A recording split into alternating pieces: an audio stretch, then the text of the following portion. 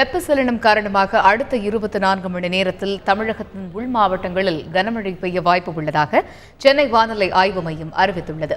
தமிழகத்தில் பல பகுதிகளில் பரவலாக மழை பெய்து வருகிறது.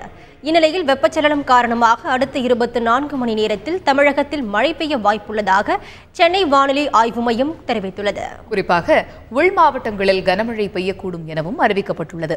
சென்னையை பொறுத்தவரை வானம் மேகமூட்டத்துடன் காணப்படும் எனவும் ஓரிரு இடங்களில் சாரல் மழை பெய்யும் எனவும் வானிலை ஆய்வு மையம் குறிப்பிட்டுள்ளது. கடந்த 24 மணி நேரத்தில் அதிகபட்சமாக திருவண்ணாமலையில் 8 சென்டிமீட்டர் மழையும் குறைந்தபட்சமாக காவிரிப்பாக்கம் ஊத்தங்கரை பகுதியில் 6 சென்டிமீட்டர் மழையும் பதிவாகியுள்ளது.